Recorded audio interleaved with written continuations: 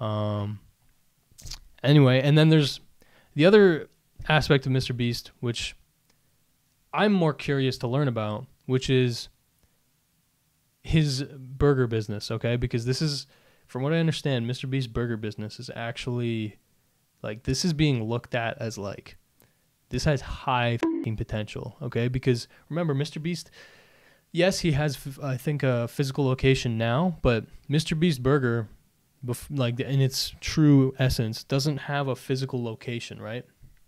They do ghost kitchens, which basically means they supply products to other f***ing restaurants, and those restaurants go on to, like, Uber Eats, you know, DoorDash, all these, like, gig fucking food delivery services, and they put themselves on as basically Mr. Beast Burger, and people order through them. So there's no, like, location that you go and it's like Mr. Beast Burger. You can just order it on your fucking phone, right?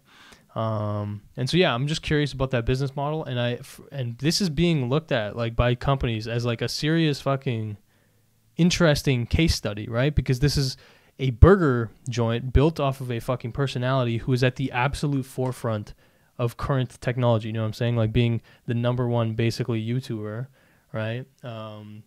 Basically being completely educated and successful at manipulating the algorithm. And so, yeah, I want to watch this Eddy Burback critique of Mr. Beast. I think it might be a bit more nuanced here. One sec. As the 2020s have progressed, delivery apps like Uber Eats, Postmates, Grubhub, and DoorDash have exploded in popularity. And if you use these apps frequently, you've probably had an experience just like me since COVID started. You're not in the mood for anything particular that night, so you scroll through restaurant after restaurant looking for something that'll catch your eye. And one restaurant finally does. But not because it's what you're in the mood for. It's because something about this restaurant feels off. The app says it's 0.1 miles away, but you don't recall ever passing this store or seeing its storefront. And the pictures on the app don't look like a local restaurant near you. They almost look like stock photos. Even the restaurant name doesn't seem like a local family restaurant. It feels like something that would be on a neon sign in a white millennials taco restaurant. Something like Taco Bout It, or Love Tacos, or You're Tacoing Me Crazy. Now, some people might already be aware, as I was, of what these restaurants are. But when I decided to make a video on it, the rabbit hole kept sinking deeper and deeper. So today, I want you to follow me down this rabbit hole of food and restaurants. But I must warn you, it's sticky. So bring a baby wipe or some hand sanitizer, or stand next to the sink and keep washing your hands. Bro, that fit, holy fucking shit, this fit is crazy. That goes hard, bro. That works, honestly, with his whole demeanor. Eddy Burback, man, this guy, his look has always been so odd. But this actually kind of works for him. Like, what would you call this, bro? Like, high school drama teacher vibe? Is that what we're getting from this? What are you guys getting from this fit? I'm sorry to take away from this video, but I am curious to interact with you fucking delinquents. Okay.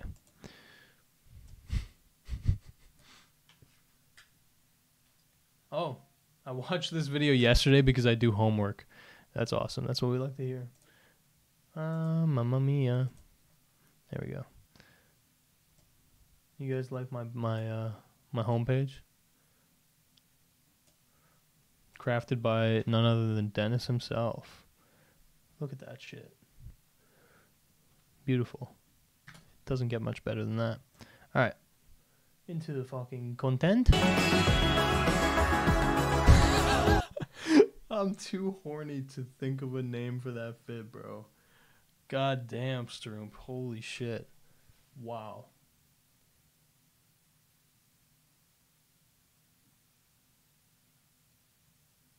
Wow. Yeah, Lamp, nice to see you, bro. I did go, yeah, I went today. I spent like 3 hours today going to all the Walmarts in my area and fixing the Mr. Beast Feastable shelves. We'll get into that, okay? There's plenty of shit to explore tonight, okay? Just stick with me. I know it's a little bit more chill, maybe, the vibes, but we got things to, unpack here. We got plenty to experience. So let's get it.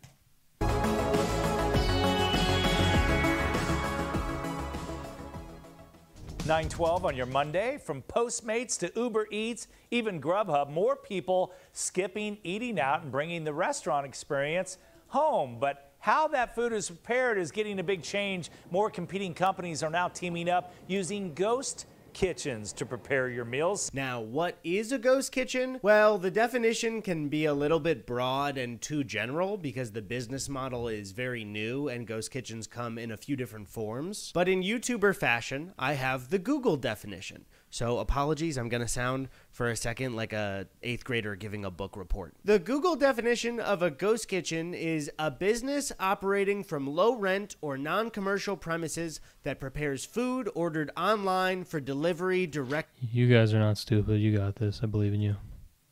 A virtual restaurant kitchen that houses many virtual restaurants. And nothing showcases one of these places better than this TikTok I found from a guy named Clayton who is delivering for Uber Eats. So this is what is called a ghost kitchen.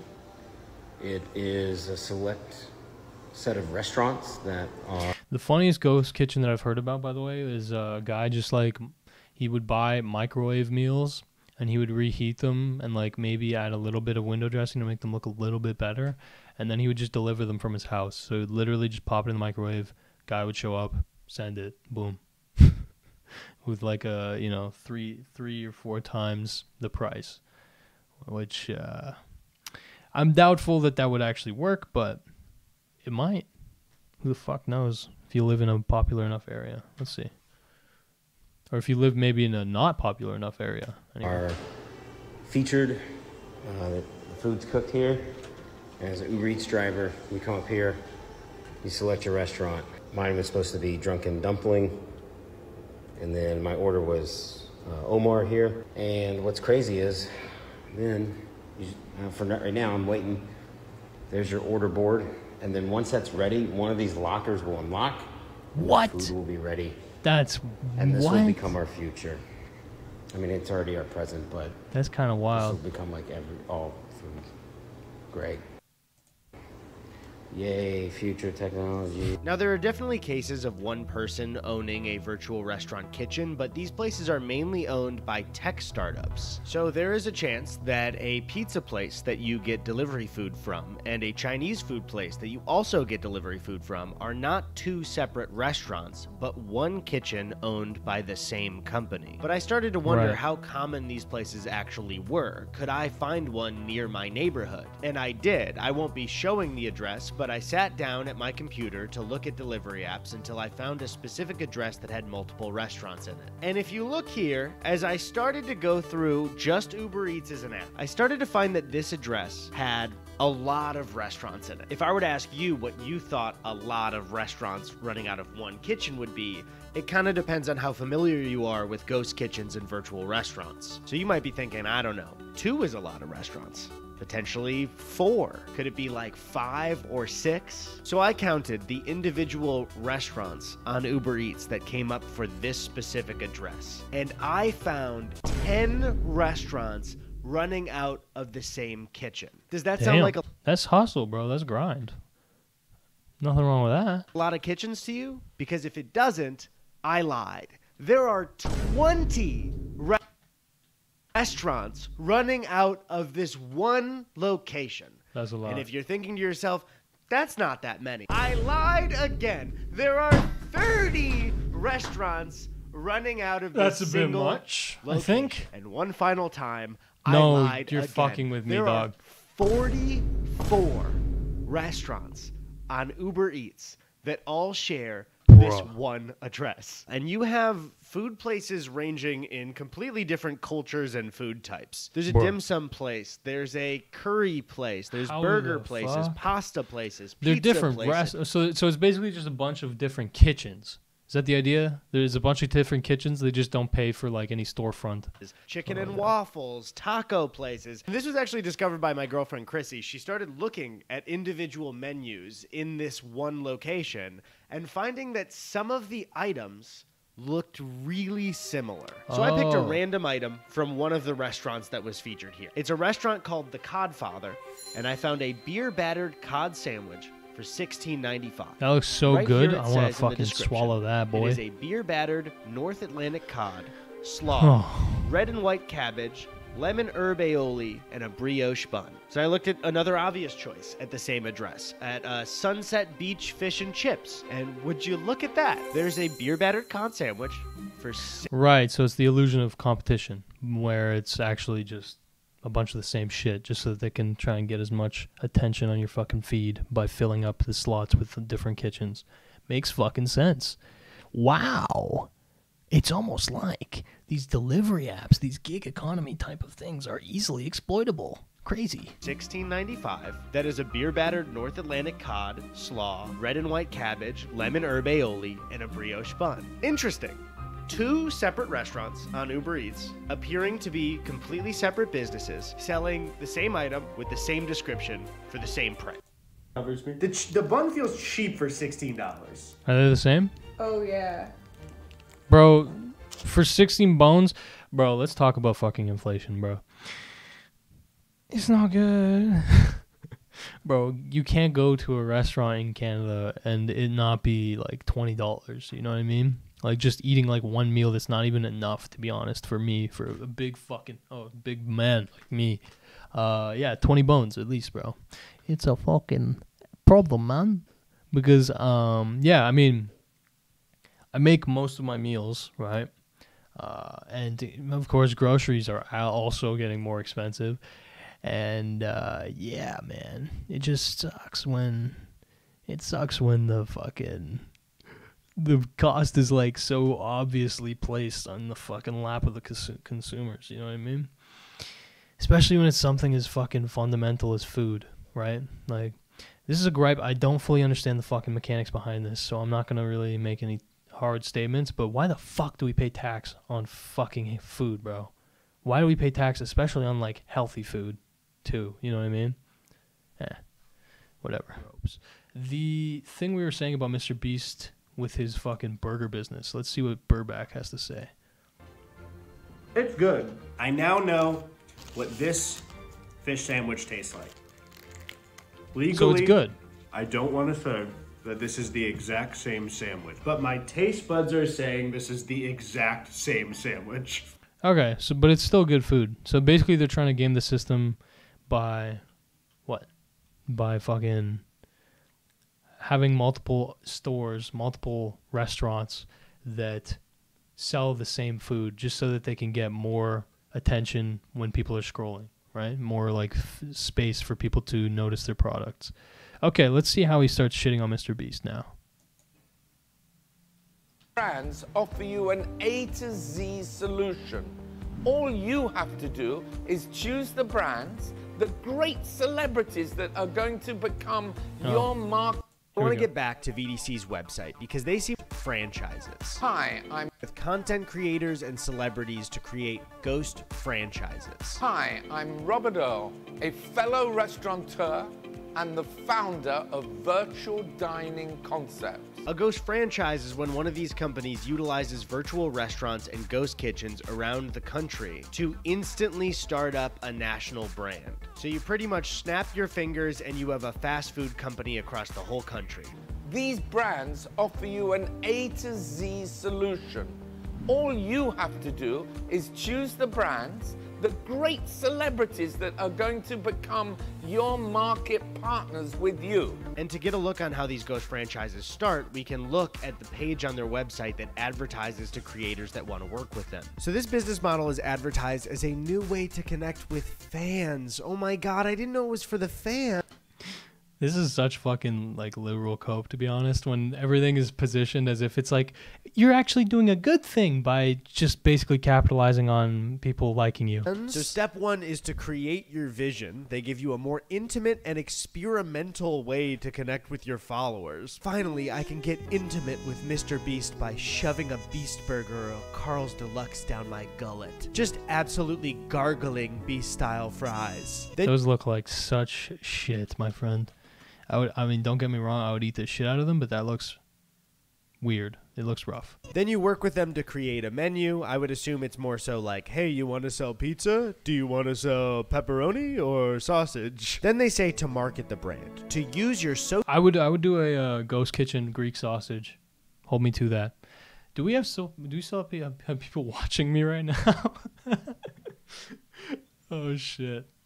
Chat, how are you feeling right now? Okay, let's develop a more intimate fucking parasocial relationship here.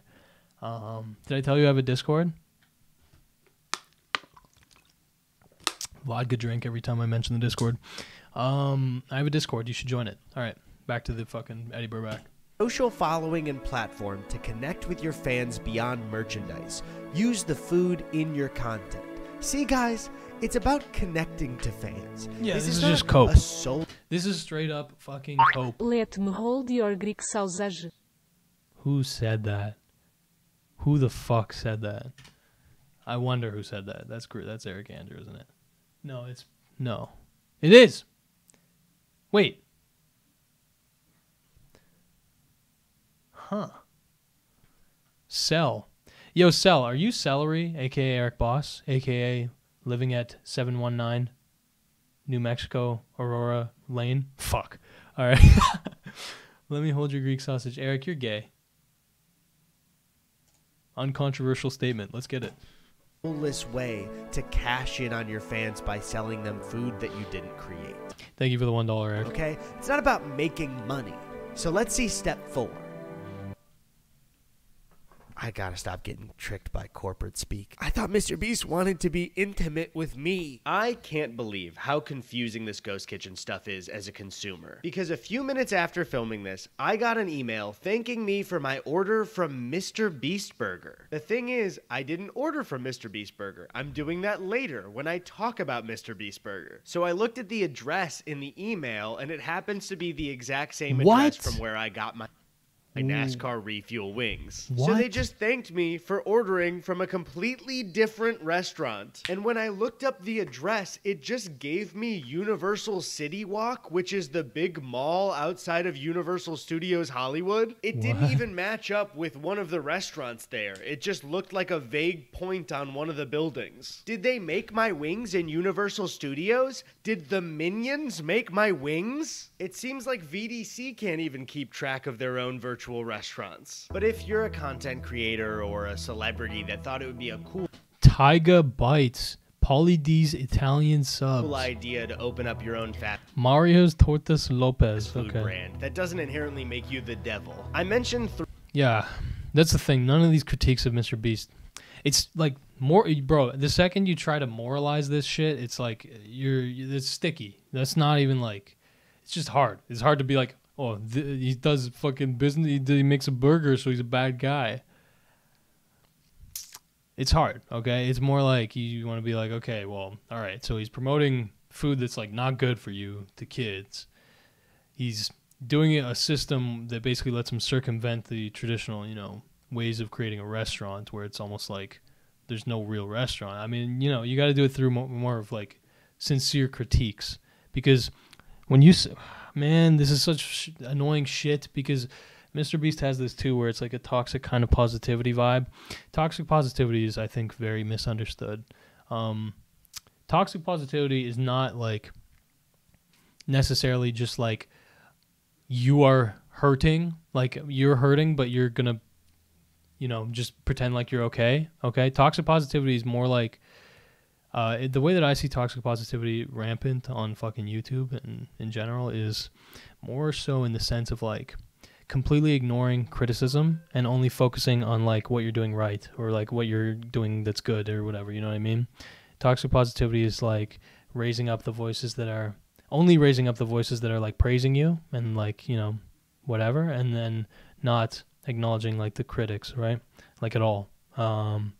And Mr. Beast has a little bit of that. He might be better than I think, but I think he has a little bit of that because anytime that there's like sincere critiques of Mr. Beast, there's also people who are just saying like, Mr. Beast is weird, Mr. Beast is bad, Mr. Beast is going to hell, he's evil, like this title. Though I'm a good friend of Mr. Beast, I would never claim that he's going to hell.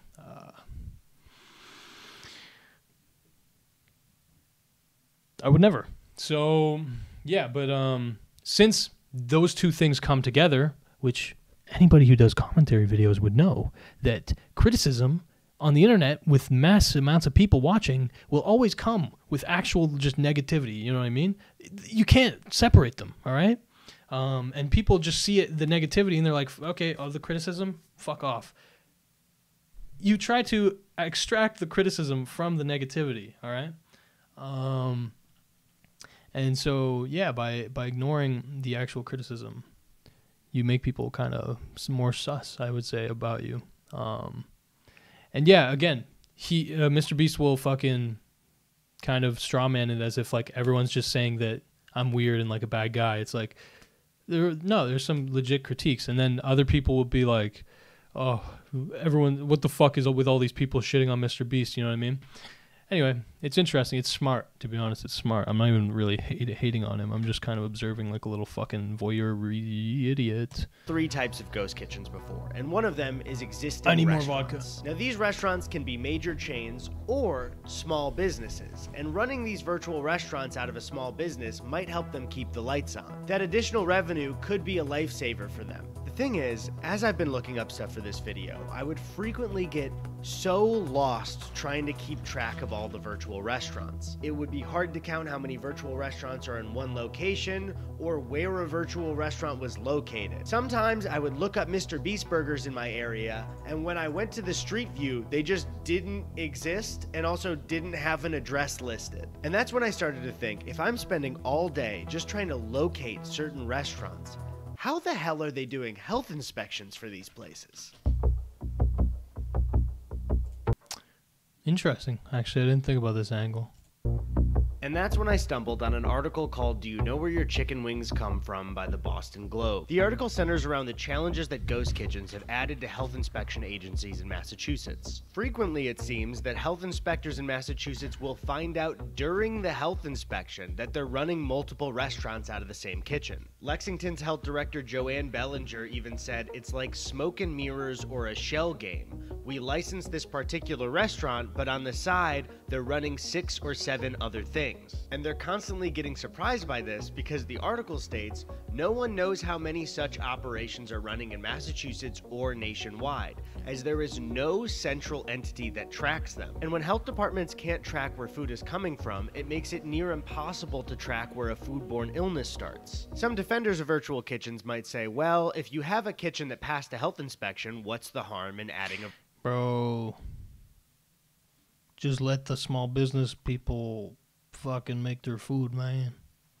Who cares if they make people sick, man?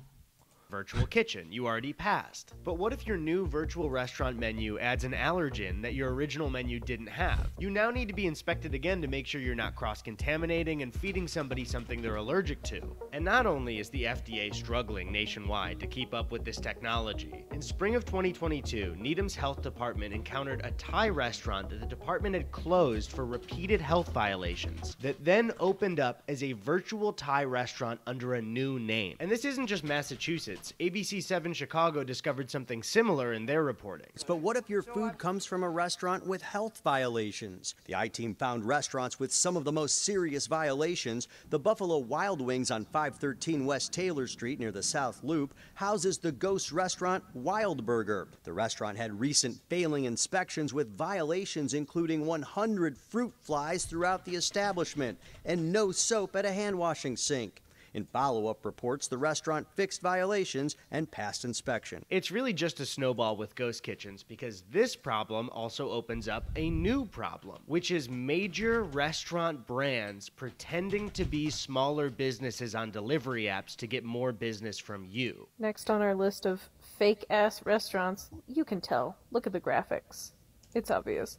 Super Megadilla and Thrilled Cheese, those are both IHOP. Both of these have the same address and it's IHOP. What I want to know is how the fuck am I supposed to eat that as a fucking quesadilla when it's a full-blown fucking avocado and a full-blown fucking chicken tender? I can't believe that That's crazy. IHOP would do this. Surely no. I would eat the fuck out of that, by the way. other major brands But if I paid like $20 for it, that would suck. have done the exact same Maggiano's Italian Classics. This comes from Chili's. It's Just Wings also comes from Chili's. Tender Shack comes from Outback Steakhouse. So I guess we have a new problem to worry about. Sometimes the virtual restaurant isn't even real, and sometimes I guess now it's Chili's. I've been researching for this video for around 2 months now, and I feel like I'm going crazy. Because anytime I'm confused or I see something deceiving and I pursue it, I get even more confused and sometimes even more deceived. However, there is one thing that I am certain of. Every single day, I have researched or filmed or gone to get food from one of these ghost kitchens. One virtual restaurant will make itself known at least once. A ghost franchise that is so popular that any YouTube-addicted 12-year-old would know the menu by heart. In this story, I'm the beauty, and this restaurant is... Mr. Beast Burger is one of, if not the most popular ghost franchise in the United States. The ghost franchise was created by YouTube's golden boy and Elon Musk reply guy, Jimmy... Yo, is Eddy Burback going in on Mr. Beast right here? Man, interesting. That's interesting. I actually wouldn't expect that, to be honest. Eddy Burback, I might have had the wrong image of him in my mind. I just had this feeling that he might be a suck up to Mr. Beast, but maybe that's unfounded. Maybe that's a dumb assumption. Ghost franchise was created by YouTube's golden boy and Elon Musk. Elon Musk reply guy. I'm hosting SNL on May 8th. Looks like I'm watching SNL on May 8th. Just agreed to do Clubhouse with Kanye. Banger. Oh, I see. Oh, okay. Son of a bitch. Yeah, okay. Fucking safe to say Mr. Beast loves Elon Musk. All right. Musk reply guy Jimmy Donaldson, aka Mr. Beast. We will be spending 24 hours in this insane asylum. I built 2 massive circles and put 100 boys in one and 100 girls in the other. I am not eating any food for the next 30 days. The reason I've waited so long to talk about Mr. Beast Burger is because it utilizes all 3 main forms of ghost kitchens, including trailers. Ghost kitchen trailers are exactly what they sound like. They're a trailer that runs multiple virtual restaurants. Bro, but that's just basically like a fucking, what do you call it, man? A food truck. Out of it. Now, the leading company that owns these trailers seems to be Reef Global. But as I've been reading some articles about it, it seems like Reef isn't doing so hot lately. They've had a lot of big companies pull business from them. It even looks like Wendy's had a projected 500 locations set to open. But they cut that deal, and Reef later exited its Houston market and laid off 5% of its workforce amid low sales and a rash of permitting and safety violations. Let me just look up what safety violations there are. Okay, so I just found this Wall Street Journal article called "Ghost Kitchens Are Proving to be a Messy Business as Reef Global Shows." The article starts by saying a few seconds after a cook turned on a stove in a tiny mobile kitchen in a Houston parking lot in April, a fireball erupted from the propane burners, flaring out into the center of the trailer owned by Reef Global Inc. While the cook escaped... Fucking soy boy person running the... stove should be fired.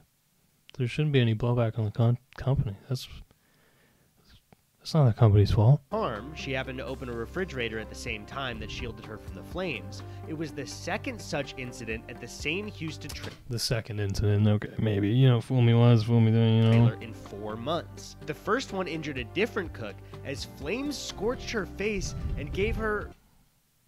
holy fuck. Kind of a warning for this to be kind of violent language, so skip forward 10 seconds if you don't want to hear this. Gave her 3rd-degree burns on her hands that caused the skin to peel off her fingers, rendering her unable to work.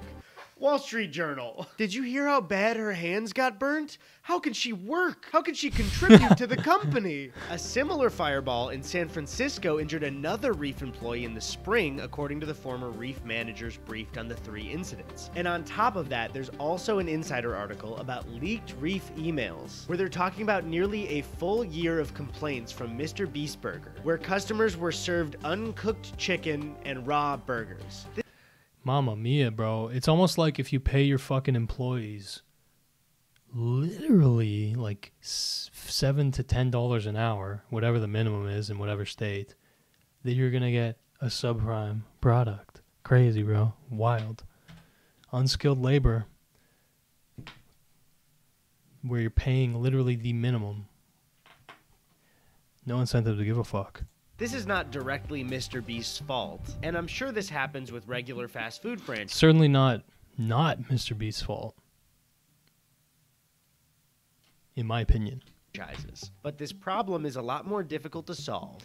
Not saying it's his fault. I'm just saying that there is certainly a little bit of fault to be had. When you have no real locations. And up until very recently, this business was solely run out of ghost kitchens. And in interviews, Jimmy doesn't hide that fact at all. He's actually one of the only people I see being open and honest about their business and ghost kitchens. Is it cool to own a burger joint? So when I first started it, this is when COVID was at its height. So we started a virtual restaurant. A lot of restaurants were laying people off. And Beast Burger, originally why we got into it, is it was like a way for restaurants to make extra money. Yeah. So if you're That's cap, but I respect the frame. I respect that frame. That's kind of funny. It was convenient, okay? He originally started it to fucking start a business, let's be clear. It wasn't to fucking help these businesses survive. That's just a positive side effect.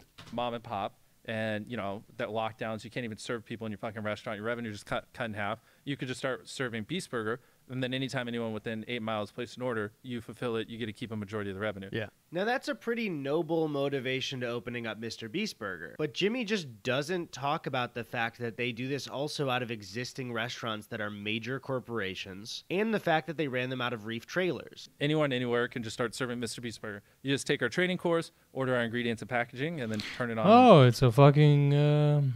so it's like a franchise. I wonder what the franchise fees are like. I wonder if there's like an upfront fee, right? Because if you want to open a McDonald's, anybody can open a McDonald's. Yeah, okay, it's like $600,000 fucking plus dollars, and then obviously, you know, you have to buy the ingredients from them.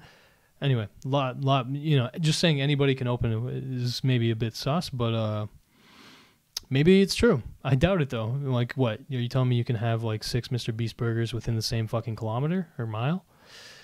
I don't know. I doubt it. I fucking doubt it. All the websites. So it's the same ingredients. Mm-hmm. Oh, so it tastes the same. Mm-hmm. And I understand what Jimmy's trying to do, but you really shouldn't make it that accessible for... Yo, is he wearing a fucking unironic... Is this Gucci? This isn't Gucci, right? He's memeing. I think this is meme. For anyone, anywhere to start serving Mr. Beast Burger to customers. Because again, I start thinking about the health inspection stuff. People all over the country, primarily kids, are eating this food. You need to have some kind of barrier for the... It's interesting because this is actually journalism. This is journalism. Interesting. Quality of it. And so he's sort of transparent about the ghost kitchen stuff in interviews, but let's also look at what he actually told his fans. When the business opened in 2020, this is how it was announced. I opened a restaurant that pays you to eat at it. Announced to 144 million people. I opened up the world's first free restaurant. And if that wasn't enough, I also paid people to eat at my restaurant. Put it on up. Yeah! And I've never ran a restaurant before. Bye! And that was our last customer. If you like what you saw in this video, you too can eat Beast Burgers. I literally just opened 300 restaurants all across America. But we only serve people through delivery apps. Basically, open up whatever you use and search Mr. Beast Burger. And you can order anything from our amazing and delicious apps and search about opening 300 locations, because this is the Mr. Beast Burger that 144 million people saw, complete with its own branding and even a drive-thru. And this is the Mr. Beast Burger that I just ordered from. The small business was connected to this building, and when This is a good video. No cap. It's a bit... I'm not a huge fan of this guy's pacing or his editing style, but this is a good video. I went in, they didn't even realize that an Uber Eats order for Mr. Beast Burger had come through. Obviously, it appeared as their own business. There was no Mr. Beast branding anywhere. They told me it was going to be a 20-minute wait, so I went back to the car to wait with Chrissy. Do you think if we ask them, they'll sign this? I hope. I really hope. When I finally went back in and was handed the bag, I noticed that it wasn't a Mr. Beast Burger bag. It was one of those regular thank you bags. Regardless, we headed home, bag in hand, bag hanging low. I got 4 items total and ordered it for pickup, so the whole thing ran... Honestly, in terms of the branding of the fucking food, who cares, in my opinion? But I get that if you're a kid, which is the target demo, if you're a kid looking to get a Mr. Beast thing, I guess the branding is like all you're really, like that's what signifies that it's Mr. Beast burger, but I don't really give a fuck. Ran me $36.85. They're also not in Mr. Beast packaging either. So, Mr. Beast, NASCAR wings is blowing you out of the fucking water. Now, Beast-style fries are supposed to be seasoned, crinkle-cut fries loaded with caramelized onions, American cheese, pickles, mayo, ketchup, and mustard. What I got was seasoned crinkle-cut fries with cooked onions, American cheese, pickles, and ketchup. You can see right here, this is what they look like, That looks kind of fire. So I flipped them back over pretty well, actually. It worked out just fine. And they were average. I do think what would make this order special is the ingredients on the fries, and I didn't get all that I ordered, but this is the best that the order's gonna get, I promise you. Now, the next item on the list was supposed to be a Carl's Deluxe, which is like a patty melt grilled cheese. But when I pulled it out, I was very confused. Which is this the? Oh, Beast they burger? didn't invert After it. looking at all of the order later, this was not a Beast-style burger. It was not a Carl's Deluxe. It was one of What? their Impossible Beast-style burgers. That burger looks so fucking plastic. What the fuck? I'm not crazy. This looks way too perfect. Oh shit. Look at this It was thing. not- That shit looks like a straight up Krabby Patty. Why can't I? Fuck. Not a. Because my dick isn't hard. Let's After looking at all. look at that. That looks picturesque, my friend. But also odd. Like the meat looks leathery. All of the order later, this was not a Beast-style burger. It was not a Carl's Deluxe. It was one of their Impossible. My face when the Carl's Deluxe is just a normal burger. Beast-style burgers. This is what the Impossible Beast-style burger is supposed to look like. And this looks like if somebody drew a burger for me. Yep. How is this real? It looks like a Krabby Patty. Yep. Now, when I opened it up, it looked really boring. This looks unbelievably boring. But surprisingly, it also tasted really boring. This Just tastes like like a straight up. cafeteria burger. It's like they Impossible print burger 3D is printed a supposed to be burger. Smashed, crispy Impossible patties with house seasoning, American cheese, pickles, diced white onions, mayo, ketchup, and brown mustard on a toasted bun. What I got was an Impossible patty, American cheese, shredded lettuce, and a tiny bit of ketchup. There's no sauce on it either. There's just like a Have I seen this woman before? Why does she look so familiar? little bit of ketchup on the bun. The bun was That's way cheaper than the one hilarious. looks in the photo. But also, if you examine the meat in the Impossible photo, it looks nothing like this. So what the hell did I just eat? Next up was the crispy chicken tender sandwich, and this one is an easy layup. Everybody knows what comes on a chicken sandwich. It's just chicken, the bun, mayo, pickles, and lettuce. I was really hoping I would have a positive experience, but all of the ingredients just feel really, really cheap. Like, it just... This doesn't look like a bun looks satisfying rough, man. chicken sandwich. I don't know.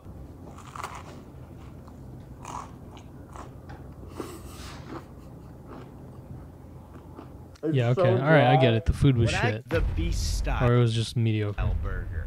And man, this one kind of pissed me off because I ate it, and while I've been editing it, I noticed that the camera got a better angle of the meat than I did. Man, this is supposed to be a smash burger. What the hell is this? Now, when it comes to Mr. Beast Burger, do I think that Jimmy was intentionally trying to mislead people in his video? Or that he ever wanted to serve people uncooked beef? No. Of course not. Jimmy is a little bit younger than me. I think he's like 24, but he's also CEO brained, so I'm pretty sure he doesn't give much thought to anything but making the biggest videos in the world and growing his company. He's throwing shade. Interesting.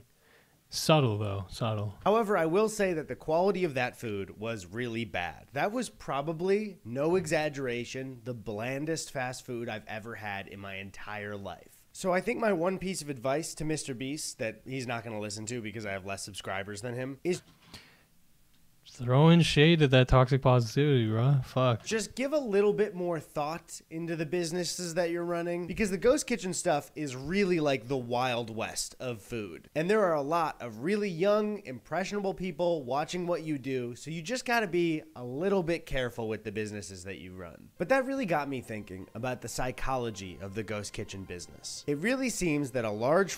This motherfucker's body type is like no joke. His body type is like 40-year-old Italian man who's divorced his wife. Am I wrong? Tell me if I'm fucking capping, bro, but literally this is the complete body type. 40-year-old Italian man who wears a wife beater and no pants around the house. Got me thinking about the psychology. No. Wrong. Sorry. This man's fucking body type is like 50-year-old Greek man who never wears a shirt. Of the ghost kitchen business. It really seems that a large form of this business is based on deception. And I started to wonder, how easy would it be to trick people into eating food that they've already had, but make them think that it's a brand new restaurant? It seems to happen every single day. We saw it with IHOP and Chili's earlier. So to test this out, I decided... Yeah, okay, I don't care anymore about the tests. Yeah, okay, I think that's pretty much the end of his critique of Mr. Beast. As far as I'm aware, I imagine that the fucking experiments don't go great for Mr. Beast. Don't really care. That burger, that felt unreal. The like Krabby Patty that he was served as like a Mr. Beast. Because again, I am not jokingly, when Mr. Beast dropped fucking Mr. Beast burger, I actually, not joking, was in contact with Mr. Beast. And again, he said privately that they are going to try to enforce that all of the fucking franchisees or whatever the fuck, ghost kitchens, that they maintain the quality control. And now 2 years later, obviously that hasn't happened, and more than likely the reason for that is that they had a lot more to gain by being a little bit more lenient with whether or not they were following best practices by opening a ton of fucking locations. You know what I mean? It's like, okay, well, we'll try to maintain it as best we can, but we're not going to really stop, fucking randoms from opening Mr. Beast burgers, because at the end of the day, we're still getting a commission out of it. You know what I mean? If I had to guess, the majority of Mr. Beast burgers are probably like at least of the quality that is intended, but I've never had it, so I would not know. I don't know if they even have it in my location, but maybe I could do that for a stream. Maybe Eric Andrews' grocery money is going to go straight into fucking Carl's slap chop fucking whatever the hell that burger was. Smashed, inverted piece of shit grilled cheeseburger. $300. All right. Yeah, anyway, there's...